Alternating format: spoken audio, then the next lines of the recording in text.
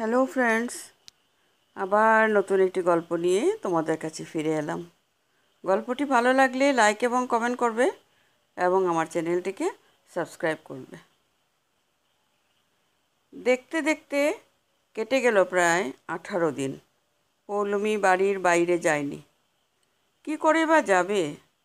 চারিদিকে মহামারী যেভাবে ছড়িয়ে পড়েছে, তার উপর সরকারের কড়া নির্দেশ।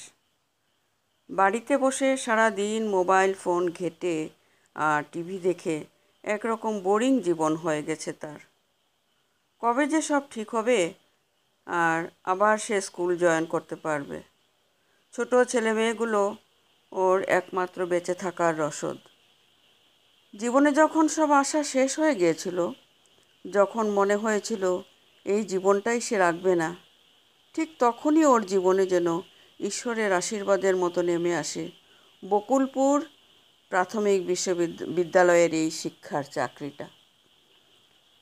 ব্যালকনিতে দাঁড়িয়ে দাঁড়িয়ে 7-5 ভাবছিল পৌলমী। ঝমঝমিয়ে বৃষ্টি এলো। হঠাৎ এমন বৃষ্টি দেখে সে বলল, বৃষ্টি, অকাল শ্রাবণ। ব্যালকনির দেয়াল বেয়ে উঠে এসেছে বাগানবিলাস গাছের একটা ডাল। তার মধ্যেই টুপটাপ করে বৃষ্টির জল পড়ছে, আর সেটা ঠিক যেন লজ্জাপতি প্রেমিকার ঠোঁটের মতো কেঁপে কেঁপে উঠছে। এই তো আজও মনে হয় সেদিনের কথা। সৈকত যখন প্রথম ওর ঠোঁট ছুঁয়ে গেছিল, সেই প্রথম পুরুষের শরীরের স্পর্শ এত নিবিড়ভাবে পেল সে। সৈকতের শরীরের পুরুষালী গন্ধ মুহূর্তে মাতাল করে দিয়েছিল পৌলমীকে। ভাবতে ভাবতেই নিজের অজান্তেই গাল দুটো লাল হয়ে উঠল ওর। সব স্বপ্নগুলো কেমন যেন তাসের ঘরের মতো ভেঙে গিয়েছিল। মনে পড়ে সৈকত ওর হাত ধরে বলেছিল, আমি তোমাকে ছাড়া বাঁচব না পৌলমী, কথা দাও কোনো দিন ছেড়ে যাবে না আমায়। হ্যাঁ, পৌলমী কথা রেখেছে, কিন্তু সৈকত রাখেনি। সে ছেড়ে গেছে, সে সুখে আছে অন্য কারো বুকে মাথা রেখে। আর পৌলমী আজও তার স্মৃতি আগড়ে পড়ে আছে বছরের পর বছর ধরে। আজও ওর ডায়েরি জুড়ে শুধু সৈকতের স্মৃতির আনাগোনা করে। হঠাৎ পৌলমীর মনে পড়ল, সত্যিই তো কদিন পুরনো বইয়ের তাক আর ডায়েরিটা দেখা হয়নি। ধুলো জমেছে বইয়ের তাকে, তবে ভেতরের উপন্যাস আর গল্পগুলো ঠিক ওর ক্ষতের মতোই সতেজ। সঞ্চয়িতার নিচে চাপা পড়ে থাকা কালো মলাটের ডায়েরিটা বের করে ধুলো ঝেড়ে নিল পৌলমী। প্রথম পাতা খুলতেই চোখে পড়ল গোটা গোটা হরফে লেখা 13 লাইনের একটা কবিতা। বাকিটা পড়তে গিয়ে কখন যেন ওর চোখের কোণটা ভিজে এসেছিল নিজের অজান্তেই। পাতার পর পাতা উল্টে যেতেই একটা পাতাতে চোখ আটকে গেল পৌলমীর।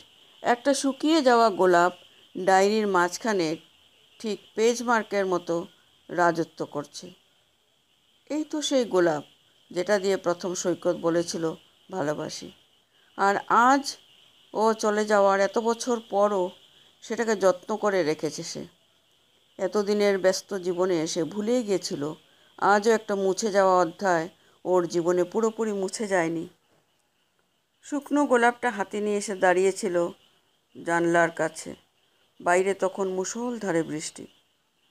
আজ প্রায় 7 বছর ধরে এটা একটা না হওয়া প্রেমের গল্পকে বয়ে নিয়ে চলেছে।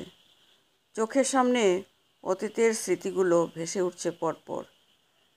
এমনকি জীবনের সেই সব থেকে কষ্টের দিনের ছবিগুলো ফাঁকি দেয়নি তার স্মৃতির ঘরকে। আজও তার বোবা হৃদয় জুড়ে রক্তক্ষরণ হয় প্রতিনিয়ত। ভাবতে ভাবতেই হঠাৎ পৌলমীর ফোনটা বেজে উঠল। পলাশ ফোন করেছে। হ্যাঁ, পলাশ। এই তো এই মানুষটার সাথেই তো সে খুব শীঘ্রই নতুন বাঁধনে বাধা পড়তে চলেছে। বিয়েটা বাড়ির থেকে দেখে শুনেও হলেও পলাশ অনেকটাই পৌলমীর মনের মতো। তবু আজ অবধি তাকে মনের পুরোটা দিতে পারেনি পৌলমী।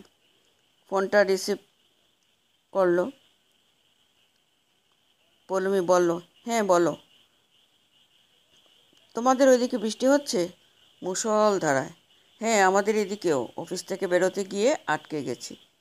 বৃষ্টি থামলে বেরিও। এটা প্রথম বৃষ্টি কিনা, ভিজলে ঠান্ডা লেগে যাবে। এই প্রথম তুমি আমাকে আমার যত্ন নিতে বললে, ভালো লাগলো। পলাশের গলায় আবেগ। সত্যিই তো, কোনোদিন সেভাবে ছেলেটার কথা ভাবিনি পৌলুমি। সে বলল, হ্যাঁ হয়েছে, অত সেন্টু খেতে হবে না। পলাশ এসে বলল, যাই হোক, কী করছিলে? আর বলো না, এমনিতে তো সময় হয় না। এই এতদিনে লকডাউনে একটু সময় হলো, তাই পুরনো বইগুলো একটু ঝেড়ে মুছে রাখছি। ঘর থেকে আবর্জনা সাফ করছি। কথাটা বলেই হাতের ওই শুকনো গোলাপটা দোতলার জানলা থেকে ফেলে দিল পৌলুমি। আর মনে মনে বলল, আর মনের ঘরের আবর্জনাটাও। আজকের গল্পটি এখানে শেষ করছি। নমস্কার।